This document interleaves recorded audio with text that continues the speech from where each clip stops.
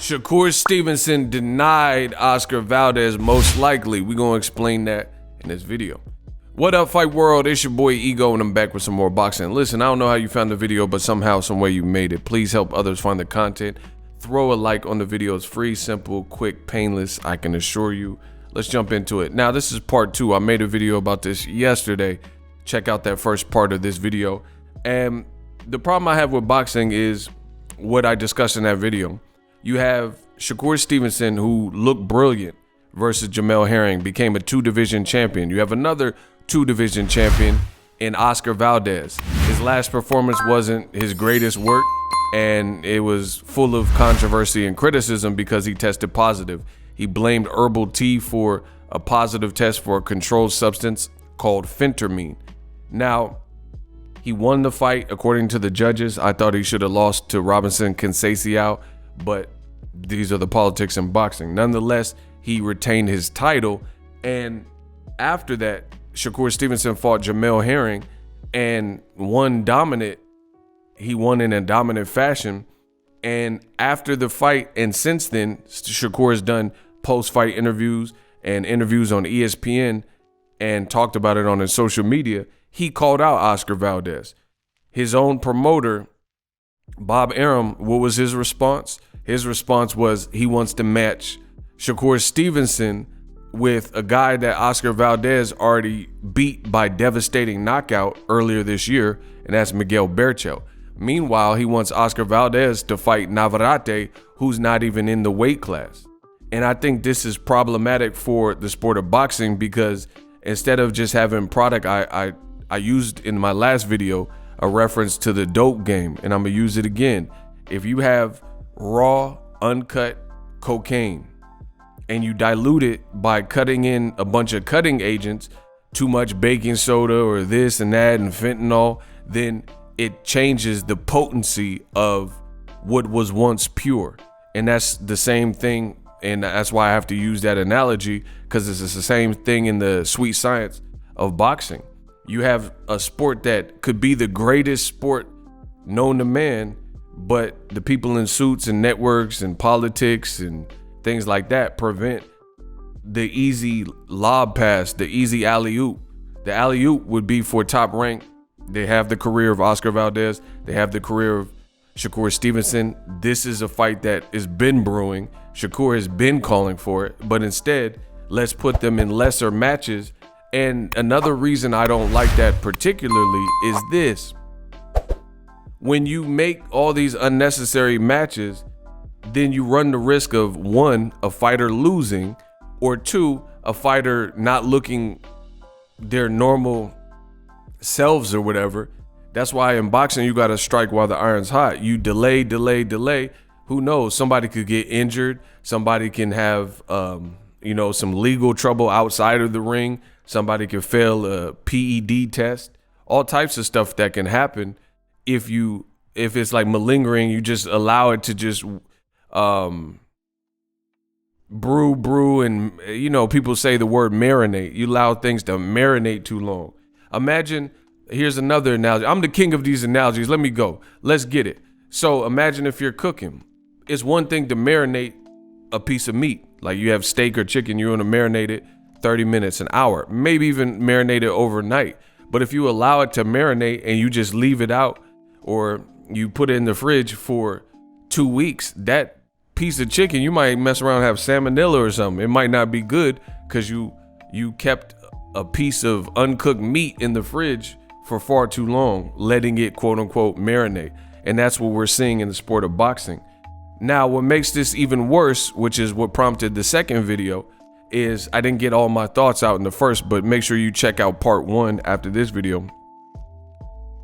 You had Oscar Valdez, who finally, I did several videos about this, saying, hey, what does Oscar Valdez think of Shakur Stevenson's recent call-outs? It would be in his best interest to probably respond to that, because Shakur already addressed it on ESPN with Jalen Rose, and he said that Shakur had basically said that Oscar Valdez, he's trying to pretend that I don't exist, but I'm here. I'm a champion again, just like you. Let's unify. I clearly exist.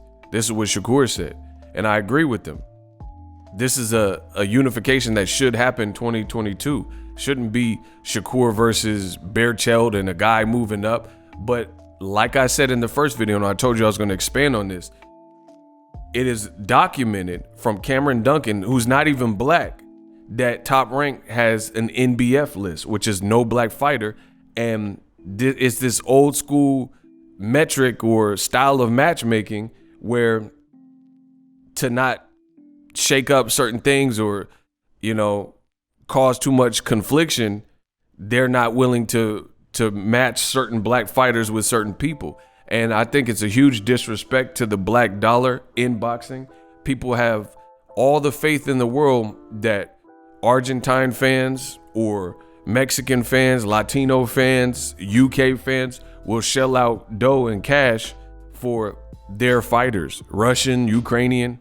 But in the world of boxing, there's this misnomer and this misconception that the black community or black fan base won't pay for the big fights or whatever. Like, the black fan base in boxing is grossly misrepresented.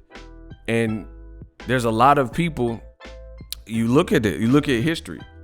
Floyd Mayweather, if that misconception is true, then why was Floyd the biggest in the sport of boxing? Why was Mike Tyson the biggest? Muhammad Ali was the biggest. Roy Jones is the biggest. Why are these guys the biggest? Evander Holyfield, Lennox Lewis. So it's grossly misrepresented, and I'm always gonna make videos like this until it changes.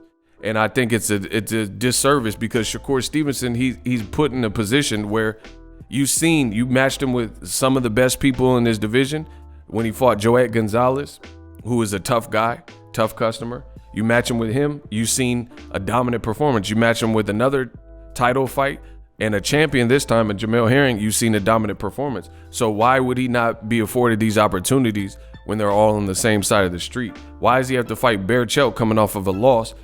I mean, what could Shakur Stevenson do that's more emphatic than Oscar Valdez knocking him out with one shot? And it's not like Miguel Berchelt climbed back up the ladder of success, but Bob Arum, per his new interview, he feels that Shakur Stevenson, an African-American fighter, is a future superstar, but he has to earn his stripes and prove that he got the style that fans want to see and all this stuff against a former Mexican champion. And then only then can he get Oscar Valdez, who he's been chasing for 2 divisions now. And meanwhile, Oscar Valdez, what if he loses to Navarrete? What if he looks horrible versus Navarrete? What if he fails another PED test? You know what I mean? And meanwhile, the fans suffer because we don't get to see the fight that people have been wanting to see since featherweight. And I think for that reason, it's wrong. And the irony of it is this: you have all these COINTELPRO type boxing fans that they're here to infiltrate. They're only here to cause distractions. Like I say at the beginning, or like Tupac says at the beginning of my Ego Valley videos. It's like the Judas did to Jesus. They only here to cause distractions. So what I mean is this: you have fans that they're boxing fans that are advocating for difficult fights to construct, like Demetrius Andrade and Jermall Charlo, for obvious reasons. One guy's with Showtime and Fox. Demetrius Andrade is with DAZN and Eddie Hearn, and they don't have a joint relationship where you frequently see non-mandatory mandated fights being made. But these are the fights that old media will push for, right? You got fights like Terrence Crawford and Errol Spence. And listen, I'm not saying it from a perspective of, these would be great fights, but you know the inherent difficulty in making these fights. Why on earth would you be pushing for those fights that you know are harder, different prerogatives, different networks? You have to send someone across the street. You got a guy like, let's say, Charlo or Errol Spence. Errol Spence feels he's the A-side of Terrence Crawford. Terrence Crawford feels he's the A-side. So these are complications. These are definite complications, because if Terrence Crawford says, I'm not settling for anything unless I get the lion's share, or 50-50, and Errol's like, hey, stop that cat, I got more belts, big fish, man down, then the fight's going to be difficult to negotiate because neither side, especially when they don't work together on the reg, neither side is willing to budge. But again, you got these COINTELPRO type boxing fans trying to infiltrate and stir the pot.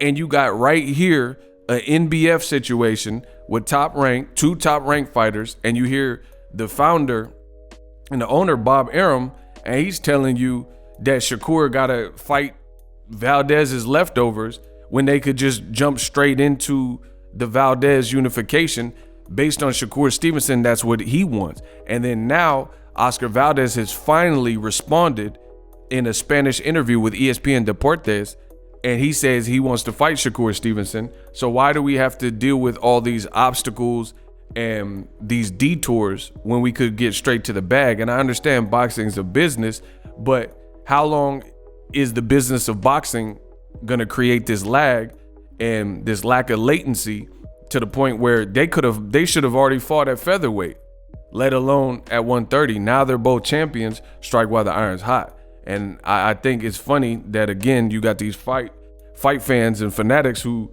they always try to create and amplify fights they know aren't going to happen, that are difficult to make, just to create friction and an argument. But then you don't see those same people pushing for Shakur to get Oscar Valdez, which is an amazing fight stylistically, and it should be an easy fight. The in-house fight is always going to be easier to facilitate. It's that simple. You know, it's in-house. You don't have to do anything. I remember when I worked at Lowe's as a store manager, there was times where we needed certain things to set a particular Christmas aisle to planogram. That's what it's called, a planogram, right?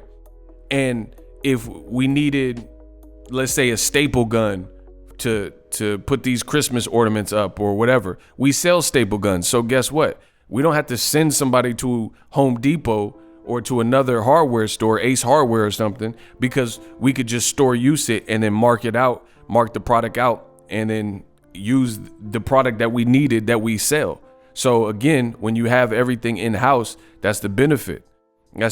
Like, for example, if our janitor at Lowe's ran out of cleaning products, we sell cleaning products on aisle 12. So in that event, for the sake of the customer's bathroom and to make sure everything is sanitary, then we have to store use some Pine Sol or window cleaner because the store order didn't come in on time and the janitor needs it to clean the bathroom. It's very simple. So in-house is always going to be the way. Let me know how I did in this video. Drop your thoughts in the comment section. Subscribe if you like the content. And I'm out.